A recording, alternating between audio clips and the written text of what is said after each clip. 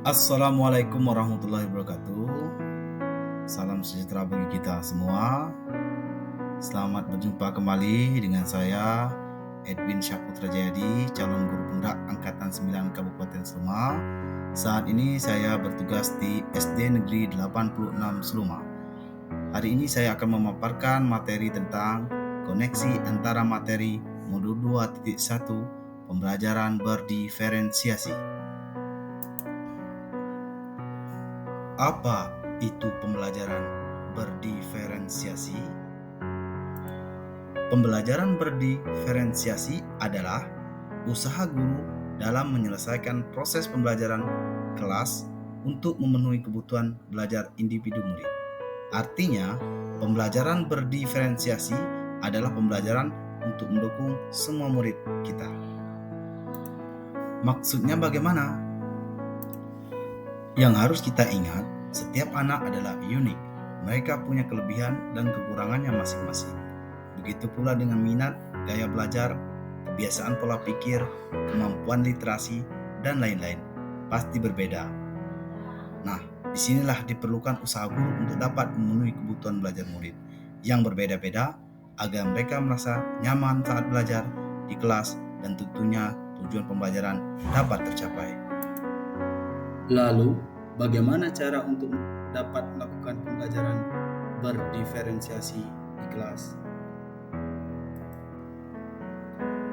Agar dapat melakukan pembelajaran berdiferensiasi di kelas, guru harus yang pertama bisa memahami tujuan pembelajaran. Yang kedua, mengetahui dan merespon kebutuhan murid.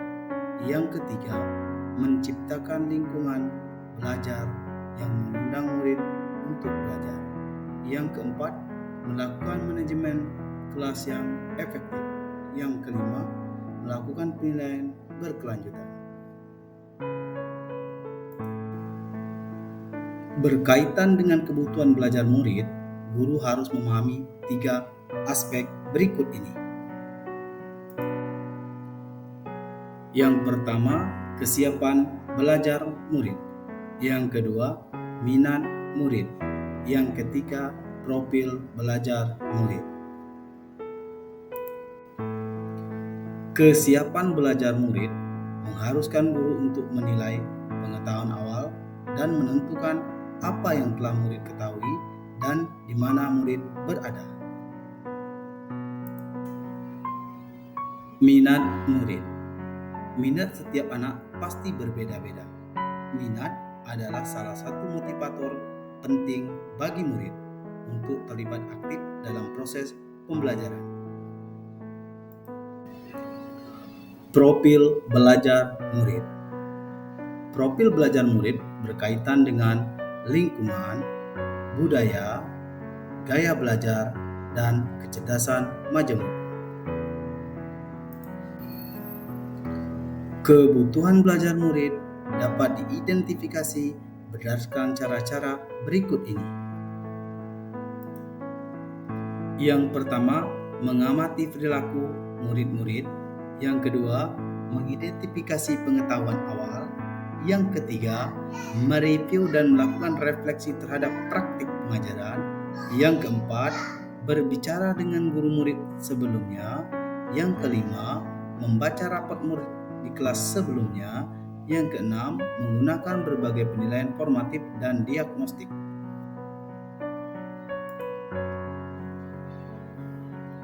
Strategi untuk mendiferensiasikan pembelajaran dapat dilakukan dengan 3 cara. Yang pertama, diferensiasi konten. Yang kedua, diferensiasi proses. Dan yang ketiga, diferensiasi produk. Diferensiasi konten berkaitan dengan apa yang kita ajarkan seperti materi, konsep, atau keterampilan yang perlu dipelajari berdasarkan kurikulum. Mendiferensiasi konten bisa dilakukan dengan membedakan pengorganisasian atau format penyampaiannya, bukan mengubah atau menurunkan standar kurikulum. Diferensiasi proses berupa kegiatan yang memungkinkan murid berlatih dan memahami atau memaknai konten dengan cara membedakan proses yang harus dijalani oleh murid. Diferensiasi produk berupa bukti yang menunjukkan apa yang murid telah pahami dengan cara membedakan atau memodifikasi produk sebagai hasil belajar murid, hasil latihan, penerapan, dan pengembangan apa yang telah dipelajari. Lalu, apakah ada keterkaitan antara modul pembelajaran berdiferensiasi dengan modul-modul yang lain? Tentu saja ada. Untuk dapat melakukan pembelajaran berdiferensiasi, maka guru harus berusaha memenuhi kebutuhan belajar anak sesuai dengan kodrat alam dan kodrat zaman berdasarkan filosofi Ki Hajar Dewantara. Dan dalam melakukan pembelajaran berdiferensiasi, seorang guru penggerak harus berpihak pada murid, reflektif, kolaboratif, mandiri, dan inovatif untuk menciptakan pembelajaran berdiferensiasi agar dapat memenuhi kebutuhan murid. Dengan demikian, seorang guru penggerak dapat mewujudkan kepemimpinan murid dengan menuntut murid merdeka belajar. Hal ini sesuai dengan nilai dan peran guru penggerak. Pembelajaran berdiferensiasi dapat menjadi salah satu strategi untuk mewujudkan visi guru penggerak yang berpihak pada murid. Dan dalam pelaksanaan pembelajaran berdiferensiasi antara guru dan murid harus ada kesepakatan kelas terlebih dahulu agar proses pembelajaran dapat berjalan dengan baik sesuai dengan nilai-nilai budaya positif. Demikianlah pemaparan materi koneksi antara materi modul 2.1. Semoga menginspirasi. Salam guru penggerak. Terima kasih. Wassalamualaikum warahmatullahi wabarakatuh.